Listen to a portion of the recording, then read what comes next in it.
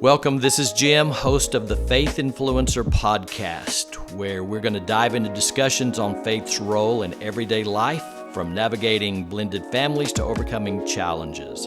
I'm a husband, a father, a Bible teacher, an advocate for applying faith to everyday life. So tune in as I share personal stories, valuable insights, and practical wisdom. Welcome, this is Jim Cunningham with Faith Influencer. And I am feeling it today because our subject is one of those subjects that I hear about the most. As a matter of fact, I want to ask you a question. If you were to list what, for you and your blended family, the top 3 issues that come with blended families, what would they be? I mean, I know what they are because I've done this for a long time, but in your blended family, what would they be? Does this hit home? Always, the number one issue in blended families is children. We've covered that in another podcast. Another one right at the top of the list, money issues. Always comes into play with blended families. But maybe second or third on the list is going to be exes, dealing with the ex. We did that last podcast, and we're going to step on that ground again on this podcast. As a matter of fact, this is how to deal with the ex, and this is part 2.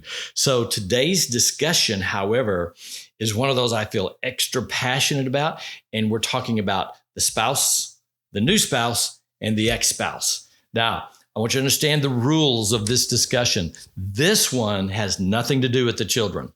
The children are not involved in this discussion at all, like the last podcast. This is just dealing with the spouse, new spouse, and the ex-spouse. That's all this is about. So understand that in the beginning.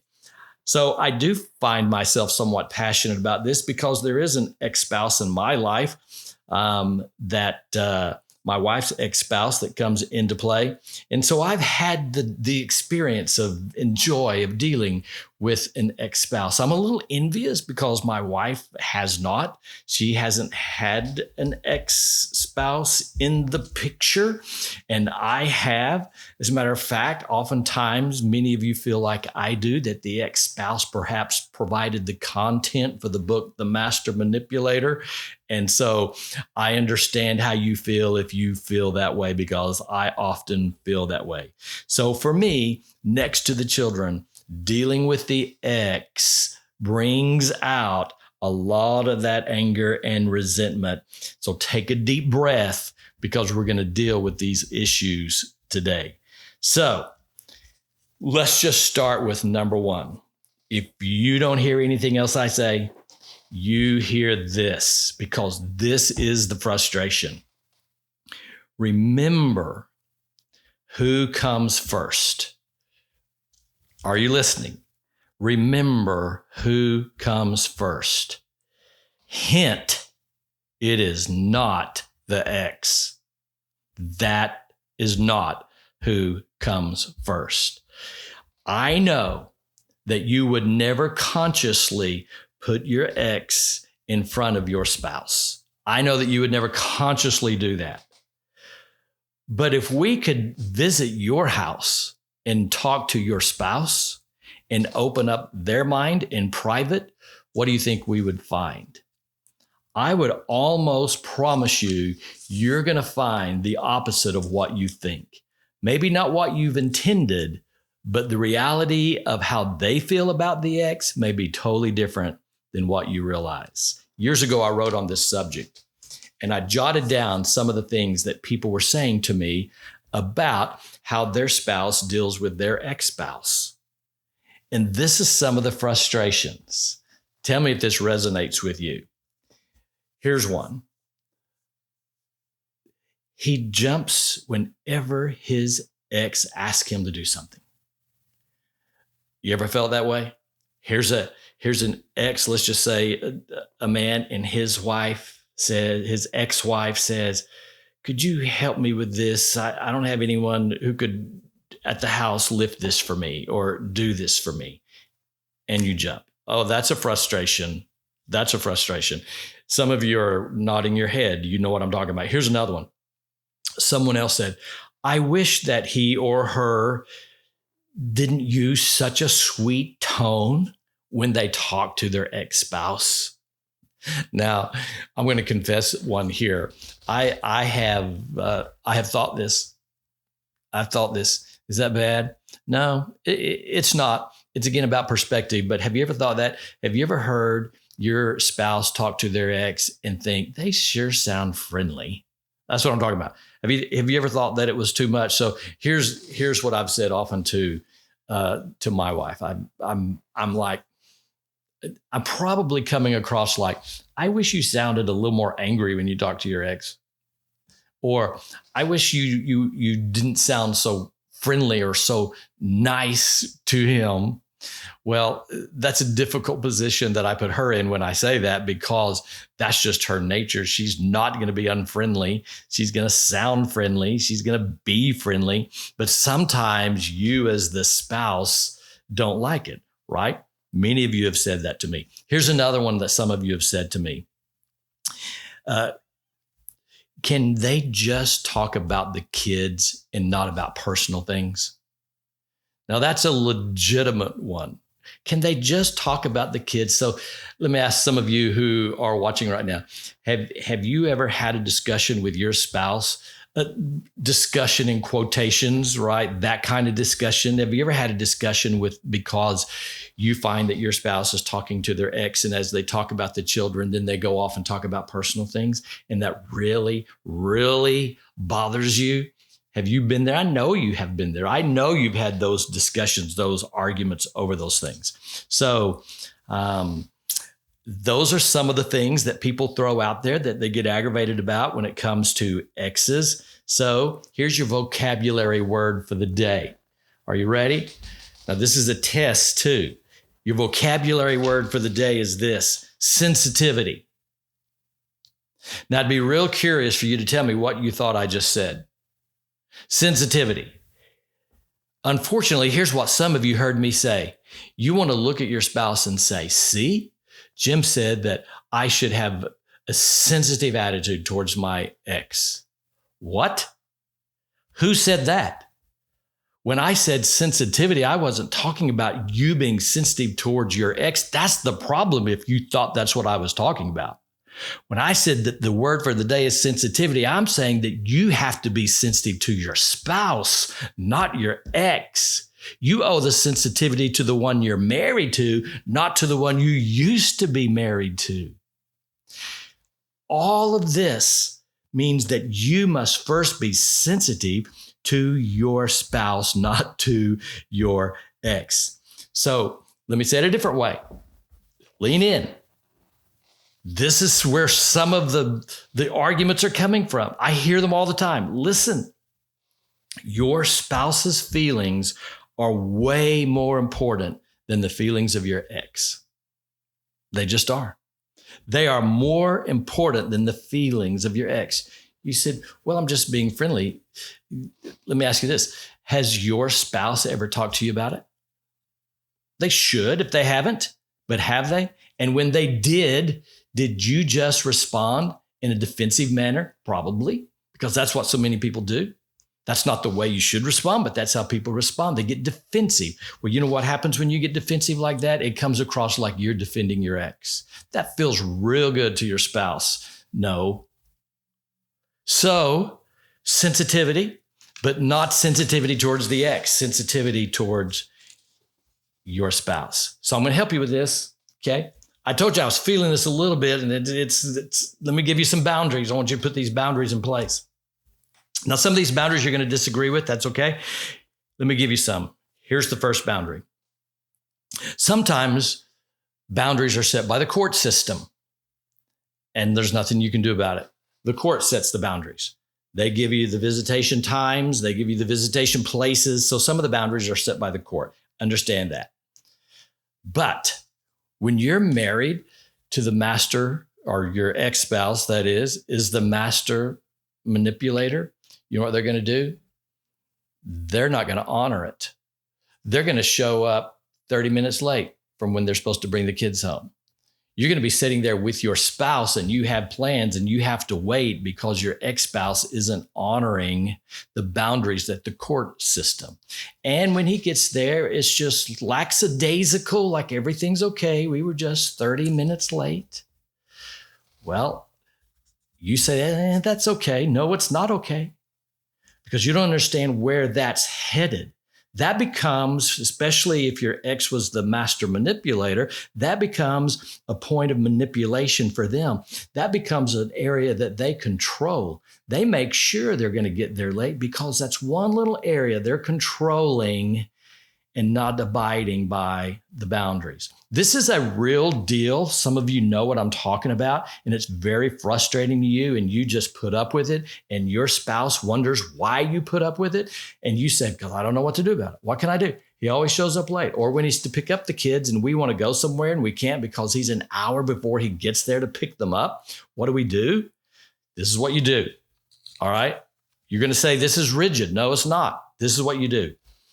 If that continues, you call the attorney. You call the attorney, and the attorney has to address the situation with their attorney. That's all you can do. You say, that sounds rough. Well, it is, but you're trying to not allow the ex to be the person who's controlling the boundaries that were set by the court system. Understand? That's number one. Here's number two. Your ex, this is so important. I've been through this. Your ex does not have the right to just come into your house. Now, some of you say, what? Yeah, that happens a lot. People tell me, here's a guy saying, my wife's trying to be friendly, and that's just the nature of her ex-husband. He just gives a quick knock and walks in. That is not permissible. They cannot do that. And I'm going to tell you why, where this leads.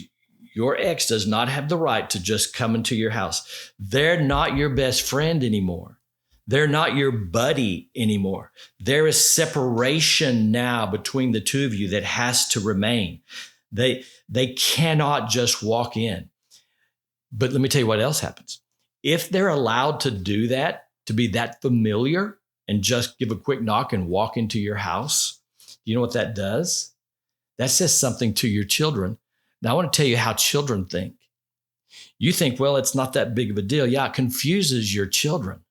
But when they become or remain very familiar with you, your ex remains familiar with you. You know what your children are thinking?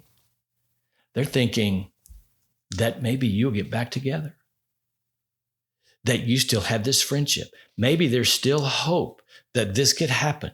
They're thinking that back in their mind. It confuses them when you hang on to this familiarity with your ex-spouse. So they do not have the right. So I'm talking to a man, and he was very frustrated about it. And I got upset about it too, as he's telling me. So he said that his wife's ex-husband would come to the house. He would do just what I told you.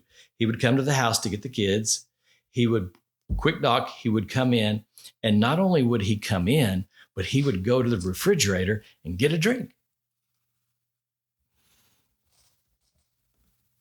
Not allowable. Cannot happen. Why?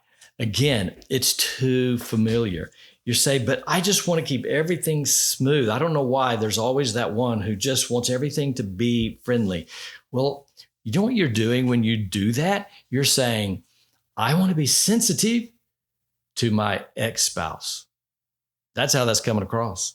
I want to be sensitive to my ex-spouse. That does not go over with your spouse. Maybe they don't say anything, but I promise you, it bothers them. So let's keep going. Jim, this is awful rigid. I can't be familiar. You're telling me to put these boundaries in place. Yeah, I'm going to give you one more. Again, this has been experienced personally, and some of you are going to nod your head. You cannot, all of these are cannots. You cannot have, I'm going to say it this way on purpose, you cannot have a private life with your ex. So the ex in our picture tries to control that, but it's not allowable. Some of you are like, what are you talking about? Oftentimes the ex wants to call his ex-spouse, your spouse wants to call his ex-spouse when you're not there, or during the day when maybe the ex-spouse is at work, or sometime when it's just them and you're not around. And maybe it's just to talk about the kids. But do you see the manipulation in that technique? That they still have the right to reach out and have your attention when they want it, in spite of the fact that you have a new spouse. So you create this private life with your ex where maybe you're just talking about the kids, but you're going to do it in a way where your spouse is not present because it's more comfortable for you. You can just talk about it and you two parent together. I understand that. I understand you parent together and you need to talk about that. Those are things you do as co-parenting children. But to do it outside of the attention of your spouse is not right. You cannot have a private life. That's what you're doing. You're creating a separate life. So now you have the life you have with your spouse, and you still have somewhat of another separate life with your ex-spouse. That leads to ruin. You cannot have a private life. So what do you do? What do you do? This is really the only thing you can do. It is on the ex-spouse, not on your spouse, but on you. If it's your ex-spouse who's doing this, you have to put the boundaries in place. It's your role. It's not the role of the person you're married to. That never comes across right. And it doesn't come across right with the children either, because he's stepping in where he shouldn't as far as the children see. It's your role. You have to say, first of all, my husband or my wife means more to me than anything and means way more to me than you. You're the co-parent of our children, but that's it. There's no other role that you play in our life. You're a co-parent. That's it. We're not buddies. We're not friends. We're not familiar. You can't walk into our house. You can't open up our refrigerator. You can't call me at any time you want to call me and expect me to answer. Those days are over. You say, okay, can I do this? Well, let me ask you one last question. This is a question for you. I want to ask you one question. This is the question that you have to answer. And the direction of your family is going to go how you answer this question. Who is the most important person to you?